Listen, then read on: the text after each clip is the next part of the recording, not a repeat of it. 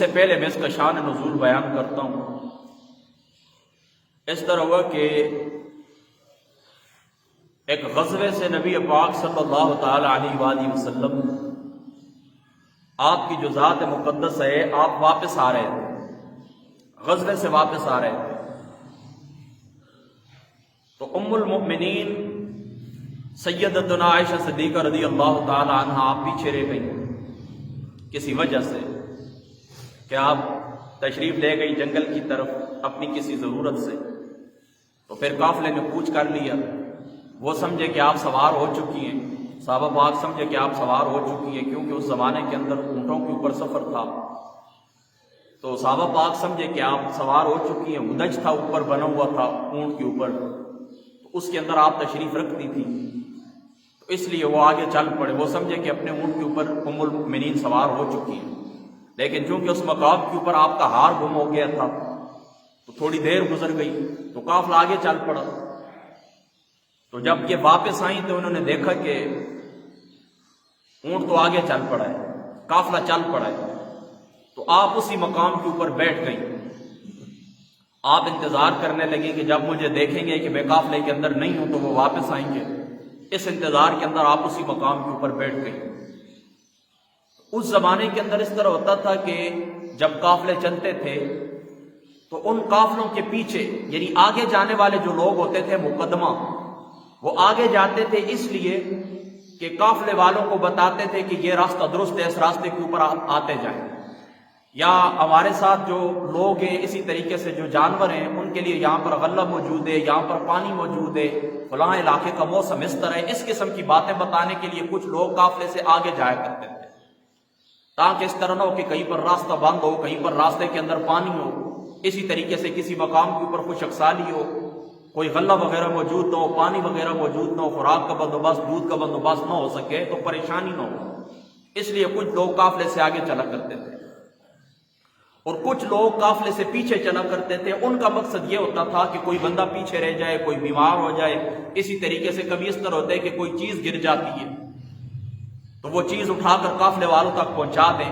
یعنی قافلہ بہت بڑا، 100 آدمی ہے، 200 آدمی ہے، 2000 آدمی ہے، تو ظاہر سی بات ہے کسی مقام کے اوپر نماز کے لیے رکتے ہیں، کہیں پر پڑاؤ کرتے ہیں، کہیں پر آرام کرتے ہیں، تو اس طرح ممکن ہے کہ کوئی چیز گر جائے، کوئی چیز رہ جائے، چادر رہ جائے، کوئی کھانے پینے کی چیز ہے وہ رہ جائے، کوئی سونا پیسے چاندی کوئی چیز بھی ہے اور رہ سکتی ہے، کوئی کپڑا وغیرہ ہے، کوئی چیز بھی رہ سکتی ہے، تو پیچھے چلنے والے اس لیے پیچھے چلا کرتے تھے کہ کوئی چیز اگر رہ جائے قافلے والوں سے تو وہ چیز اٹھا کر قافلے والوں تک پہنچا دی جائے۔ اب اس طرح ہوا کہ حضرت صفوان رضی اللہ تعالی عنہ جو حضور علیہ السلام کے صحابی ہیں، آپ قافلے کے پیچھے تھے، آپ قافلے کے پیچھے تھے، تو آپ پیچھے پیچھے آئے تو آپ نے دیکھا کہ ام المؤمنین سیدتنا عائشہ صدیقہ رضی اللہ تعالی عنہا آپ بیٹھی ہوئی ہیں، آپ بیٹھی ہوئی ہیں، تو پہچان لیا آپ کو، وہ کہتے ہیں اس لیے میں نے پہچان لیا کہ بچپن کے اندر میں نے ایک دفعہ آپ کو دیکھا تھا تو پہچان لیا۔ تو انہوں نے اس طرح کیا کہ عذرا احترام پیچھے ہی کھڑے ہو گئے اور اپنی سواری کو آگے کر دیا کہ حضرت ام المؤمنین اس کے اوپر سوار ہو جائے، تو ام المؤمنین سیدتنا عائشہ صدیقہ رضی اللہ تعالی عنہا آپ اس سواری کے اوپر سوار ہو گئی۔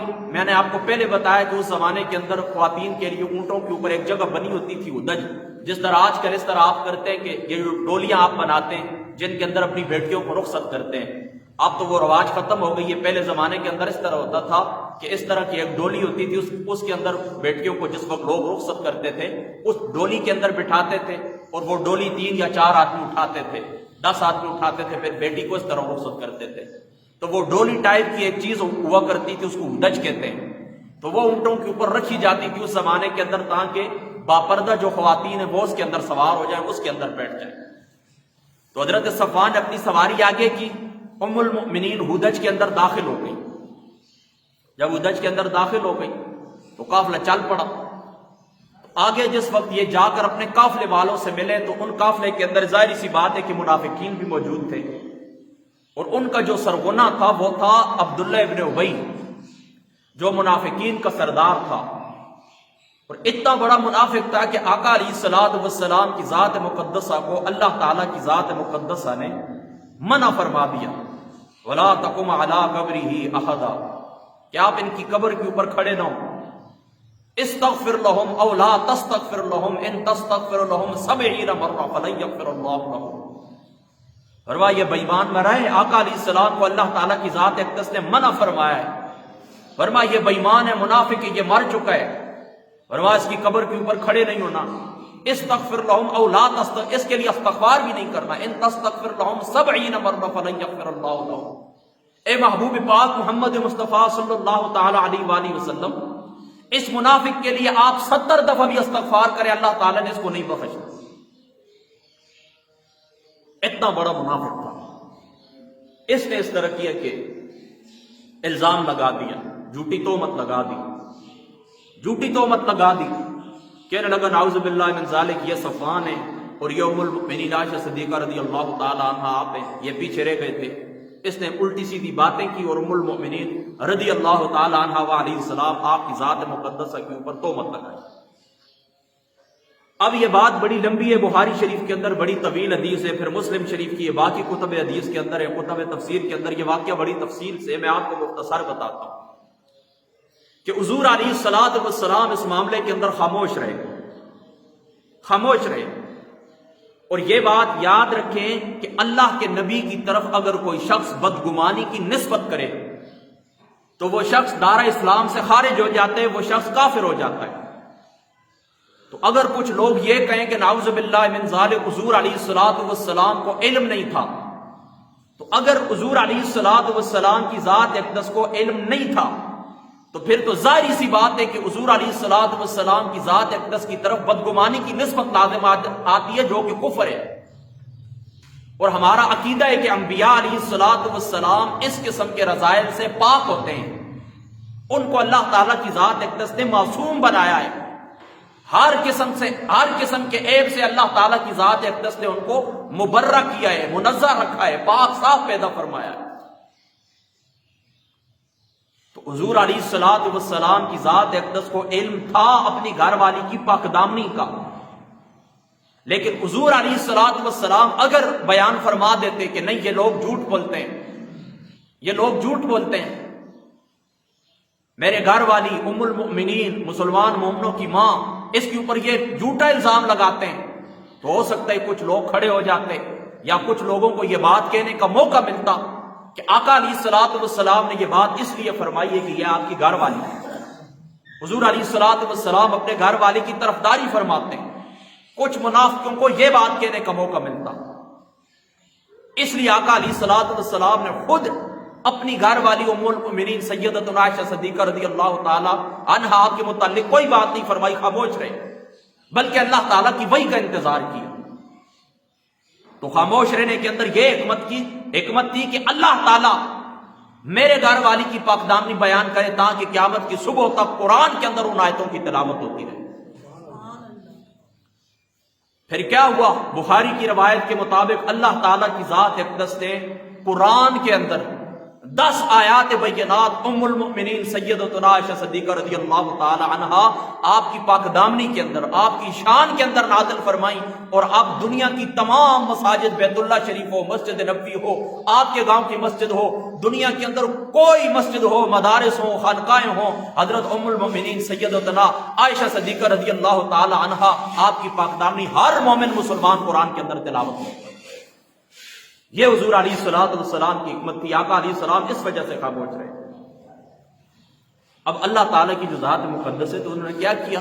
پھر آپ کی پاک دامنی کو نازل فرما 10 آیات بینات سورہ نور کی آپ کی شان کے اندر اللہ تعالیٰ نے نازل فرمائی. اب دوستو اگلی بات میں آپ کو بتاتا ہوں وہ کیا ہے. منافقوں نے الزام لگایا ہے تو اپنے کچھ مخلص لوگ ایسے تھے کہ وہ بھی متاثر ہو گئے، جن میں حضرت حسان بن ثابت رضی اللہ تعالی عنہ آپ بھی تھے، اور اسی طریقے سے حضرت مصطح رضی اللہ تعالی عنہ وہ حضور کے صحابی ہیں، اور حضرت سیدنا صدیق اکبر رضی اللہ تعالی عنہ آپ کے بھانجے ہیں، یا کوئی اور قریبی رشتہ. بعض مفسرین نے بھانجے لکھا ہے کہ وہ آپ کے بھانجے تھے، اور بعض کہتے ہیں کہ آپ کے قریبی رشتہ دار تھے، آپ نے لکھا ہے. تو کیا ہوا کہ یہ بھی متاثر ہو گئے تھے. اور یہ فطری بات ہے، یاد رکھنا اس بات کو، یہ فطری بات ہے کہ جب کسی شخص کے متعلق کوئی بات مشہور کی جاتی ہے تو مخلص لوگ متاثر ہو جاتے ہیں، کیونکہ یاد رکھیں کہ جس وقت تک سچ بات آتی ہے اس وقت تک جھوٹ اپنا راستہ کر چکا ہوتا ہے۔ یہ دیکھیں، یہ آپ کا گاؤں ہے، اچھے سے اچھا آدمی ہو، پاک دامن آدمی ہو، جس کے پیچھے آپ جمعے پڑھیں، جس کے پیچھے آپ نمازیں پڑھیں، آپ اس کو اچھا قاضی سمجھیں، آپ اس کو اچھا حافظ قرآن سمجھیں، عالم دین سمجھیں، لیکن تھوڑی دیر کے لیے اس کے متعلق آپ کو یہ اسکینڈل مشہور کر دیں، کوئی بات مشہور کر دیں، تو جہاں پر اس کے دشمن خوش ہوں گے وہ سچ سمجھیں گے، تو اس کے پیچھے جو اس کے مقتدی ہوتے ہیں، اس کے پیچھے نماز پڑھنے والے لوگ ہوتے ہیں، سادے لوگ ہوتے ہیں، پاک دامن لوگ ہوتے ہیں، وہ بھی متاثر ہو جاتے ہیں۔ چند لوگ متاثر ہو جاتے ہیں، وہ بھی سمجھتے ہیں شاید ہو سکتا ہے ہمارے حافظ صاحب ہیں، ہمارے عالم دین ہیں، قاضی ہیں، اچھے بندے ہیں، لیکن ہو سکتا ہے اس معاملے کے اندر ان سے غلطی ہو گئی، تو یہ مخلص لوگ متاثر ہو جاتے ہیں۔ یہ فطری بات ہے، کوئی بری بات نہیں ہے، یہ انسان کی فطرت کے اندر اللہ تعالیٰ نے رکھا ہے کہ بندہ متاثر ہو جاتا ہے، ہوا چلتی ہے اس ہوا سے بندہ متاثر ہو جاتا ہے۔ تو یہ دو صحابی رسول تھے، یہ بھی متاثر ہو گئے تھے اس پروپیگنڈے سے۔ تو اب چونکہ اللہ تعالیٰ کی ذات اقدس نے ان کی برات نازل فرما دی، ثابت ہو گئی یہ بات کہ یہ لوگ جھوٹ بولنے والے تھے، تو حضرت مصر حضرت ابوبکر کے بھانجے تھے، تو آپ اس طرح کرتے تھے کہ ان کو مانا وظیفہ دیا کرتے تھے، یعنی 1 مہینے بعد کچھ ان کو وظیفہ دے دیا، ان کے گھر کے لیے کھانے پینے کے لیے وظیفہ دیا کرتے تھے۔ تو اب اللہ تعالیٰ کی ذات مقدسہ نے جب پاک دامنی نازل فرما دی تو اب یہ خوش ہو گئے، تو سارے لوگ پریشان ہو گئے۔ اب ظاہر سی بات ہے، منافق تو ماری گئے جگہ کے اوپر، لیکن جو مسلمان تھے وہ بھی پریشان ہو گئے، وہ کہنے لگے ان لوگوں نے جھوٹ بولا تھا، ہمیں پتہ نہیں تھا۔ اب بھی اس طرح ہوتا ہے، دیکھیں جو لوگ متاثر ہو جاتے ہیں، پھر بات جس وقت سچی آ جاتی ہے، عدالت فیصلہ دے دیتی ہے، اس بندے کو باعزت بری کرتی ہے، تو تب اس کے رشتہ دار کہتے ہیں یار ناراض نہیں ہونا، لوگ اس طرح باتیں کر رہے تھے تو ہم نے سمجھا کہ شاید اس طرح ہو گیا ہو، لیکن اب بات ہمیں سچی پتہ چل چکی ہے کہ آپ کے اندر یہ قصور نہیں، ہم آپ سے معافی مانگتے ہیں اور آئندہ ہم ایسی بات نہیں کریں گے۔ اسی طرح ہی ہوتا ہے، یہی قانون ہے۔ تو اب جب قرآن نازل ہو گیا تو یہ لوگ کہنے لگے اوہو ہمیں تو پتہ ہی نہیں چلا، ان منافقوں نے اتنی بری باتیں پھیلائی، ہم بھی متاثر ہو گئے۔ بہرحال ابوبکر صدیق نے اب کہنے لگے نہیں، میں اب اس طرح کروں گا، اپنے بھانجے کو میں کچھ بھی نہیں دوں گا، پہلے میں تمہیں 1 مہینے کے اتنے روپے دیتا تھا، اتنے درہم دیتا تھا، اب میں کچھ بھی نہیں دوں گا تمہیں۔ تو جب یہ کہا کہ میں کچھ نہیں دوں گا تو اللہ تعالیٰ نے یہ آیت نازل فرمائی جو میں نے آپ کے سامنے تلاوت کی ہے۔ کیا اللہ تعالیٰ فرماتا ہے وَلَا يَأْتَلِ أُولُو الْفَضْلِ مِنْكُمْ وَالسَّعَةِ أَن يُؤْتُوا أُولِي الْقُرْبَى وَالْمَسَاكِينَ وَالْمُهَاجِرِينَ۔ اللہ تعالیٰ فرماتا ہے صاحب فضیلت لوگوں کو یہ مناسب نہیں ہے کہ وہ لوگ یہ کہیں کہ میں اپنے قریبوں کو، اپنے مسکینوں کو، اسی طریقے سے مہاجرین کو کچھ نہیں دوں گا۔ یہاں پر اس بات کے اوپر غور کریں کہ اللہ تعالیٰ نے قرآن کے اندر حضرت سیدنا ابو بکر صدیق رضی اللہ تعالیٰ عنہ کو صاحب فضیلت قرار دیا ہے کہ حضرت ابو بکر صدیق رضی اللہ تعالیٰ عنہ کون ہے؟ صاحب فضیلت ہے۔ وَلَا يَأْتَلِ أُولُو الْفَضْلِ مِنْكُمْ، فرما ابو بکر جیسے صاحب فضیلت لوگوں کو یہ بات روا نہیں ہے کہ وہ یہ کہیں کہ میں اپنے رشتہ داروں کو، مسکین کو، مہاجرین کو کچھ بھی نہیں دوں گا۔ والمہاجرین فی سبیل اللہ، یہ فی سبیل اللہ یعنی راستے کے اندر، اللہ کے راستے کے اندر جو ہجرت کرنے والے جو مہاجرین، میں ان کو کچھ نہیں دوں گا۔ فرمایا یہ مناسب ابو بکر کے لیے یہ بات مناسب نہیں ہے، صاحب فضیلت ہیں، اولو الفضل ہیں، صاحب فضیلت ہیں، ان کے لیے یہ بات مناسب نہیں ہے۔ تو دیکھیں اللہ تعالیٰ نے قرآن کے اندر ابو بکر صدیق کو صاحب فضیلت قرار دیا۔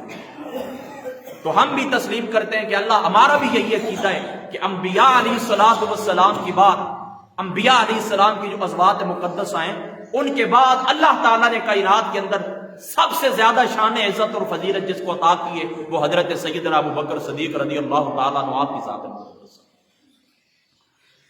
اب چونکہ بات رہتی ہے اور میں مکمل نہیں کر سکوں گا کیونکہ وقت تھوڑا ہے، لہٰذا اسی آیت کے اندر آگے جو بات آتی ہے میں بیان کرتا ہوں اور اسی کے ساتھ میں اجازت چاہتا ہوں۔ اللہ تعالیٰ فرماتا ہے وَلْيَعْفُوا وَلْيَصْفَحُوا، فرما اس طرح نہ کہا کرو کہ میں کچھ نہیں دوں گا، نہیں تمہیں دینا چاہیے، کوئی بات نہیں، غلطی ہو جاتی ہے، انسان سے خطا ہو جاتی ہے، پروپیگنڈے سے متاثر ہو گئے، سچے مسلمان تھے، کوئی بات نہیں، آپ ان کو معاف کریں، اور جو روزینہ آپ مہینے کا دیا کرتے تھے، جو ان کا خرچہ دیا کرتے تھے، وہ منع نہ کریں۔ وَلْيَعْفُوا وَلْيَصْفَحُوا، معافیاں دے لوگوں کو، معاف کرے لوگوں کو، معاف کرنا سیکھیں۔ اللہ تعالیٰ نے تمہیں زندگی کے آداب میں سے یہ ادب سکھایا کہ لوگوں کو معاف کریں۔ تمہارے ساتھ جو رہنے والے لوگ، یہ غلطی ہو جاتی ہے، آپ کے گھر کے اندر آپ کی بیوی ہر وقت آپ کے لیے کھانا تیار کرتی ہے، آپ کے کپڑے پریس کرتی ہے، آپ کے دوست ہیں آپ کی مدد کرتے ہیں مشکل وقت کے اندر، آپ کے امام صاحب آپ کے لیے ہر وقت دعا کرتے ہیں، آپ ایک معاشرے کے اندر رہتے ہیں تو اس معاشرے کے اندر اس طرح ہوتا ہے کہ کبھی کبھی کوئی بندہ آپ کے حق کے اندر کمی کر دیتا ہے. آپ کا حق بنتا تھا، اس نے حق ادا نہیں کیا. آپ کے گھر فوت کی ہوئی ہے، اس کا حق بنتا تھا آپ کے پاس آئے لیکن کسی مجبوری کی وجہ سے نہیں آ سکا. اس کا حق بنتا تھا کہ آپ کو چھینک آئیے، آپ نے الحمدللہ کہا ہے، اس نے یرحمک اللہ کہنا تھا، نہیں کہہ سکا. آپ کے حق کے اندر اس نے کمی کی. آپ بیمار تھے، اس کا حق تھا کہ وہ آپ کی بیمار پرسی کرے، وہ آپ کے پاس نہیں آ سکا. تو زندگی کے اندر ایک معاشرے کے اندر رہتے ہوئے کمی ہو جاتی ہے، خطا ہو جاتی ہے. بہن بھائی ہیں، ایک دوسرے کا حق ادا کرتے ہوئے کمی ہو جاتی ہے. تو اللہ تعالیٰ فرماتا ہے اس کا یہ مقصد نہیں ہے کہ اگر کسی سے کمی ہو جائے تو تم اپنی خیرات بند کر دو، تم صدقہ خیرات بند کر دو کہ یہ غریب شخص ہے. اس کا مطلب ہے تم پھر اللہ کی رضا کے لیے نہیں دیتے ہو. ان عوام کو پھر تم اپنا مظاہرہ سمجھتے ہو کہ یہ لوگ ہمارے کام کریں گے تو صدقہ خیرات ان کو دیں گے. نہیں، فرما اللہ تعالیٰ کی رضا کے لیے اگر دیتے ہو تو فرما اب تمہیں رکاوٹ نہیں ڈالنی چاہیے. وَلْيَعْفُوا وَلْيَصْفَحُوا، جو کمیاں ہوں فرما معافی عطا کرو. آگے اللہ تعالیٰ کیا فرماتا ہے؟ أَلَا تُحِبُّونَ أَن يَغْفِرَ اللَّهُ لَكُمْ وَاللَّهُ غَفُورٌ رَحِيمٌ. اللہ فرماتا ہے کیا تم پسند نہیں کرتے ہو کہ اللہ تعالیٰ کی ذات ایک دست تمہیں معاف کرے؟ کیا مطلب کہ دیکھیں ہم اللہ کے حقوق ادا کرتے ہیں، اللہ کے حقوق ہم ادا کرتے ہیں، ہم سے بھی کمی ہو جاتی ہے. آپ ایمانداری سے بتائیں، آج جمعۃ المبارک کا دن ہے، میں دوسری طرف نہیں جاتا، پھر انشاءاللہ تعالیٰ آپ کے پاس آتا رہتا ہوں. جمعۃ المبارک کے آداب کے اوپر میں پھر گفتگو کروں گا. لیکن آپ یہاں پر یہ بات ذہن میں رکھیں کہ آج جمعۃ المبارک کا دن ہے. میں دوسرے گاؤں سے ہوں، میں پہلے پہنچا ہوں، 1:45 بجے میں یہاں پر موجود تھا، بلکہ 12:30 بجے میں یہاں پر موجود تھا. کیا جمعۃ المبارک کے جو آداب ہیں ان میں سے یہ ادب نہیں ہے؟ اللہ تعالیٰ کی ذات اقدس، اس کے رسول پاک صلی اللہ تعالیٰ علیہ وآلہ وسلم آپ کی تعلیمات میں یہ نہیں آپ کو سکھایا گیا کہ جمعۃ المبارک کی صبح کو اٹھیں، قبرستان جائیں، مسجد کی صفائی کریں، غسل کریں اور اول وقت کے اندر پہلی صف کے اندر آ کر بیٹھیں؟ کیا یہ جمعۃ المبارک کا ادب نہیں ہے؟ کیا یہ اللہ تعالیٰ کا حق نہیں ہے مومن مسلمان کے اوپر؟ پھر اللہ تعالیٰ قرآن کے اندر کہتا ہے خذوا زینتکم عند کل مسجد. اس کا کیا مطلب ہے؟ مفسرین فرماتے ہیں اس کا مقصد، تفسیر اس کی یہ یاد رکھے، اور بھی تفاسیر ہے، مختصر میں آپ کو سمجھاتا ہوں. اس کی تفسیر یہ کہ جب اللہ کی بارگاہ کے اندر تم کھڑے ہو تو زینت کے ساتھ کھڑے ہونا چاہیے، خوبصورتی کے ساتھ کھڑے ہونا چاہیے. خوبصورت کپڑے آپ کے ہونے چاہیے، سر پہ خوبصورت ٹوپی ہونی چاہیے، خوشبو لگانی چاہیے، آپ کو سرما پہننا چاہیے. جمعۃ المبارک کے آداب میں یہ بات شامل ہے، غسل کرنا چاہیے. جمعۃ المبارک کے آداب کے اندر شامل ہے کہ نئے کپڑے پہننے چاہیے، سر کے اوپر تیل لگانا چاہیے. یہ جمعۃ المبارک کے آداب میں یہ ساری باتیں. لیکن آپ ایمانداری سے بتائیں کہ ہم پورا دن دیکھیں، پہلی جس وقت اذان ہوتی ہے جمعۃ المبارک کی، سب کام آرام ہو جاتے ہیں. اذا نودی للصلاۃ من یوم الجمعۃ فاسعوا الی ذکر اللہ. ذکر اللہ سے مراد کیا ہے؟ ذکر اللہ سے مراد مفسرین فرماتے ہیں جمعے کا خطبہ بھی ہے، اور ذکر اللہ سے مراد نماز بھی ہے. یعنی خطبہ بھی اس کے اندر آ جاتا ہے، نماز بھی اس کے اندر آ جاتی ہے. تو اللہ تعالیٰ فرماتے ہیں یعنی خطبے اور نماز کی طرف صحیح کرو، کوشش کرو، جاؤ. لیکن آپ دیکھتے ہیں بازار کھلے رہتے ہیں، لوگ باتیں کرتے رہتے ہیں، جھوٹی قسمیں اٹھاتے رہتے ہیں. بالکل عین ٹائم کے اوپر دیکھتے ہیں کہ اب امام صاحب خطبہ دینے لگے ہیں، اذان کی آواز آ گئی ہے، تو اس وقت اٹھ کر وہ کیا کہتے ہیں کہ جلدی جلدی وہ منہ کے اوپر چھینٹے مارے اور آ کر مسجد کے اندر کھڑے ہو گئے. جب 2 فرض ادا کیے، سنتوں کی بھی کوئی پرواہ نہیں کی کہ سنتیں ہم نے پڑھنی ہے یا نہیں پڑھنی ہے، بس مسجد کی ٹوپی پھینک کر ہم گھروں کے چلے جاتے ہیں. مجھے بتائیں اللہ تعالیٰ کی ذات اقدس کے ساتھ یہ کتنی بے وفائی ہے. مجھے بتائیں اللہ تعالیٰ کی ذات اقدس کا ہم کتنا حق ادا کرتے ہیں. دن رات اللہ تعالیٰ ہمارے اوپر نعمتیں برستی ہیں. یہ روٹی کھانا جو ہوتا ہے صرف یہ رزق نہیں ہوتا، یہ بات یاد رکھیں. جو آپ کھاتے ہیں وہ بھی رزق ہے، جو آپ پیتے ہیں وہ بھی رزق ہے، آپ کی اولاد بھی رزق ہے، آپ کی بیویاں رزق ہے، آپ کی جائیداد پراپرٹی سب کچھ رزق کے اندر شامل ہوتا ہے. تو ہر لمحے 400 اللہ تعالیٰ کی رحمتیں برستی ہیں. لیکن اس کے باوجود ہم اللہ تعالیٰ کا شکریہ ادا نہیں کرتے، اللہ تعالیٰ کے حقوق کے اندر ہم کمی کرتے ہیں. جو حق ہے اس حق کو ہم ادا نہیں کرتے. تو بات لمبی ہو گئی، میں بات پھر واپس لے کے آتا ہوں کہ یعنی ہم اللہ تعالیٰ کا حق ادا کرتے ہیں نا، تو اس کے اندر ہم بھی کمی کرتے ہیں. تو اللہ تعالیٰ نے یہاں پر تمہیں ایک اصول عنایت فرمایا ہے. وہ اصول کیا ہے؟ اللہ تعالیٰ فرماتے ہیں کہ تم چاہتے ہو کہ اللہ تعالیٰ تمہیں معاف کرے، یعنی میرے حق کے اندر جو تم کمی کرتے ہو، نماز کے اندر کمی کرتے ہو، روزے کے اندر کمی کرتے ہو، حج کے اندر کمیاں ہو جاتی ہیں، میرے جو حقوق ہیں ان کے اندر کمی ہو جاتی ہے. اللہ تعالیٰ فرماتا ہے میں بھی تمہیں بخشوں گا اگر تم اس بات کو پسند کرتے ہو کہ میں تمہیں بخش دوں. تو اللہ تعالیٰ فرماتا ہے کہ پھر اس طرح کرو میرے بندوں کو، تم بخشنا شروع کر دو، میں تمہاری بخشش کروں. تو یہ آداب زندگی میں سے اللہ تعالیٰ نے تمہیں سکھایا. فرمایا وَلْيَعْفُوا وَلْيَصْفَحُوا أَلَا تُحِبُّونَ أَن يَغْفِرَ اللَّهُ لَكُمْ أَلَا تُحِبُّونَ أَن يَغْفِرَ اللَّهُ لَكُمْ. کیا تم پسند نہیں کرتے ہو کہ اللہ تعالیٰ کی ذات اقدس تمہیں بھی معاف فرما دے؟ آداب زندگی میں یہ بات آپ نے یاد رکھنی ہے. حضرت سیدنا ابوبکر صدیق رضی اللہ تعالیٰ عنہ آپ کی شان مقدسہ کے اندر یہ ایک آیت میں نے پڑھی ہے جس کو میں نے مکمل نہیں کر سکا ہوں، 5 منٹ ہو رہے ہیں. اب حدیث پاک 2 میں صرف آپ کو سناتا ہوں، اس کے بعد اجازت چاہتا ہوں۔